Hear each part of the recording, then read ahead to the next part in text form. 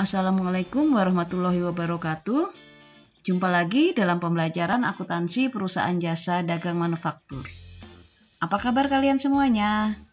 Semoga selalu sehat ya. Tetap semangat belajar. Motivasi dirimu sendiri. Kalau ada orang lain yang bisa, saya pun harus bisa. Oke? Kali ini saya akan memberikan materi tentang piutang tidak tertagih. Piutang tak tertagih adalah utang pihak lain kepada kita atau kepada perusahaan atas transaksi suatu bisnis. Tetapi piutang tersebut tidak bisa dikembalikan meskipun telah dilakukan penagihan. Piutang yang terjadi tidak selamanya dapat ditagih dengan mulus. Kadang-kadang ada debitor yang memang tidak bisa membayar utangnya karena usahanya sedang bangkrut. Atau ada yang memang sengaja pindah alamat tanpa memberi kabar. Nah, jika terdapat piutang yang tidak dapat diterima pembayarannya, berarti terjadi kerugian piutang. Maka harus kita hapuskan dan dicatat dalam akun beban penghapusan piutang atau beban kerugian piutang tak tertagih melalui jurnal penyesuaian. Ada dua metode untuk mencatat penghapusan atau kerugian piutang tidak tertagih, yaitu metode langsung dan metode tidak langsung. Metode langsung yaitu metode pencatatan kerugian piutang yang langsung mengurangi jumlah piutang yang bersangkutan. Kerugian piutang tak tertagih ini dicatat pada saat piutang tersebut benar-benar tidak dapat ditagih. Kerugian tersebut langsung kita catat ke dalam akun beban kerugian piutang tak tertagih. Jurnal penyesuaiannya adalah beban kerugian piutang tak tertagih debit dan piutang usaha kredit.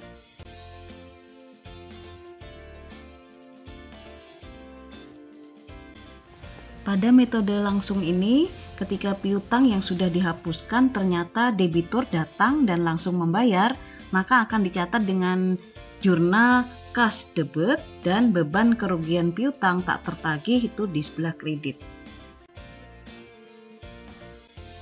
Metode tidak langsung atau metode cadangan yaitu metode pencatatan kerugian piutang tak tertagih tidak langsung mengurangi piutang yang bersangkutan, tetapi dicatat dalam satu akun yaitu akun cadangan kerugian piutang atau cadangan kerugian piutang tak tertagih.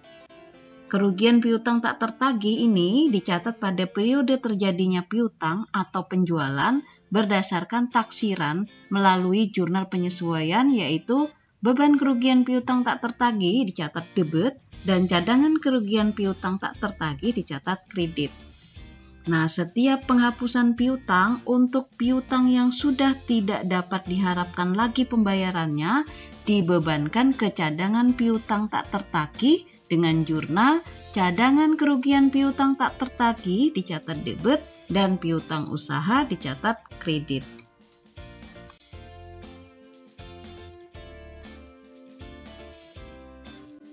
Bila ada pernyataan kesanggupan debitor untuk membayar atas piutang yang sudah dihapuskan tetapi belum melakukan pembayarannya, maka kita akan catat dengan jurnal piutang usaha debit dan cadangan kerugian piutang tak tertagih sebelah kredit.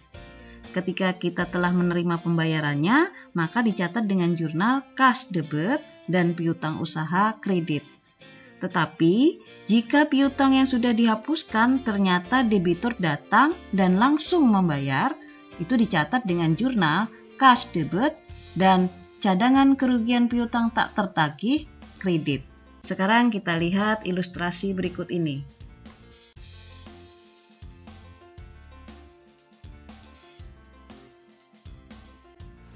Pada tanggal 5 Maret 2021, diketahui saldo piutang sebesar 18 juta, dari jumlah tersebut ditaksir 20% tidak dapat ditagih. Nah, bila kita menggunakan metode langsung, ini tidak perlu kita jurnal, tetapi bila kita menggunakan metode cadangan, maka jurnalnya beban kerugian piutang, debit, dan cadangan kerugian piutang tak tertagih kredit itu senilai cadangan yang ditaksir yaitu 20% dari saldo piutang 18 juta yaitu 3.600.000.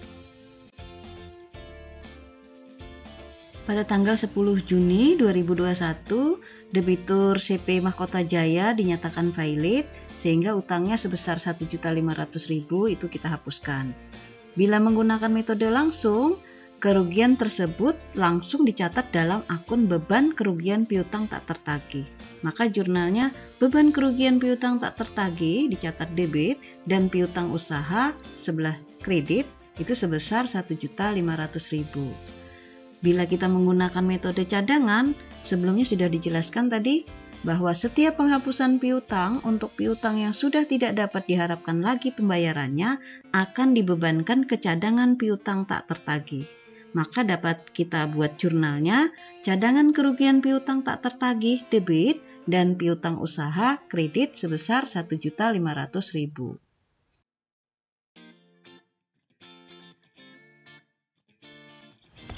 Tanggal 20 Oktober 2021, debitur CP Mahkota Jaya yang sudah dinyatakan valid tadi ternyata datang untuk melunasi hutangnya sebesar 1.500.000. Nah, bila menggunakan metode langsung, maka kita dapat jurnal kas debit dan beban kerugian piutang tak tertagih kredit sebesar 1.500.000. Kemudian bila menggunakan metode cadangan, maka jurnalnya kas debit dan cadangan kerugian piutang tak tertagih kredit sebesar 1.500.000.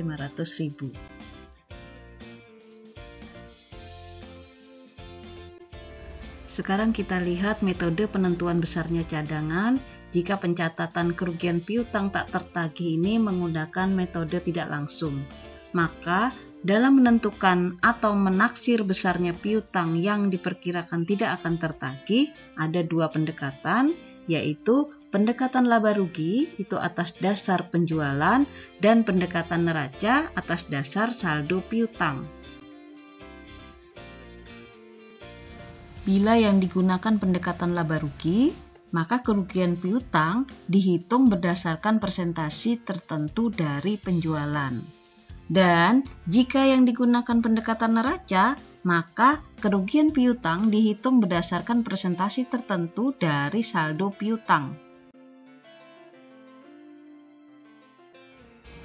Jika saldo cadangan kerugian piutang menunjukkan saldo kredit, maka dalam membuat jurnal penyesuaian, saldo tersebut harus dikurangkan dari jumlah yang diperhitungkan. Jika saldo cadangan kerugian piutang menunjukkan saldo debit, maka dalam membuat jurnal penyesuaian, saldo tersebut harus ditambahkan dengan jumlah yang diperhitungkan. Kita lihat contoh berikut. Dalam neraca saldo, CP Andika pada tanggal 31 Desember 2021 ada akun piutang dagang senilai 75 juta. Sedangkan cadangan kerugian piutang dalam neraca saldo kredit senilai 1 juta. Diminta, buatlah jurnal penyesuaian jika nilai cadangan kerugian piutang ditetapkan. Yang pertama, ditambah 5% dari saldo piutang dagang, dan yang kedua, dinaikkan sampai 5% dari saldo piutang. Kita lihat perhitungan yang pertama, ditambah 5% dari saldo piutang dagang. 5% dikali piutang dagang yaitu 75 juta sama dengan 3.750.000. Jurnal penyesuaiannya beban kerugian piutang debit dan cadangan kerugian piutang kredit senilai 3.750.000. Kemudian perhitungan yang kedua dinaikkan sampai 5% dari saldo piutang. 5% itu dikali dengan piutang dagang dikurang cadangan kerugian piutang, yaitu 5% kali 75 juta kurang 1 juta, sama dengan 2.750.000. Jurnal penyesuaiannya sama, beban kerugian piutang debit dan cadangan kerugian piutang kredit sebesar 2.750.000.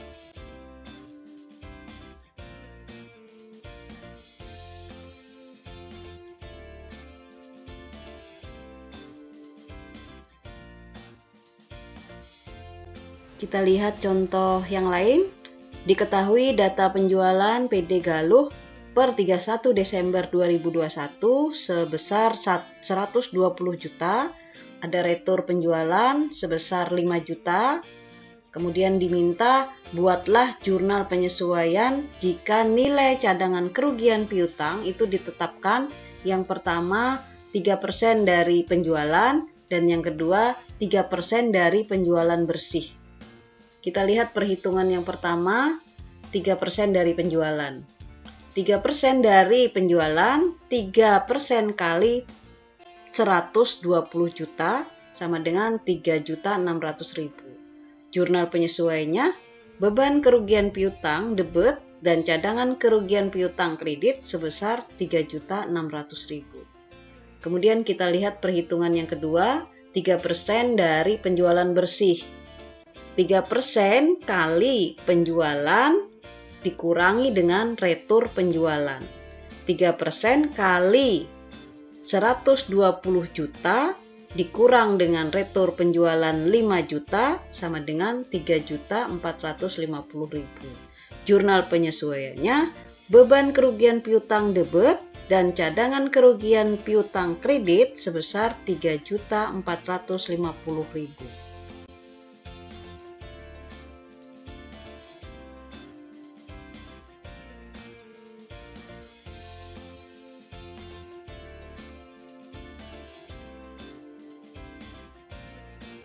Demikian materi hari ini.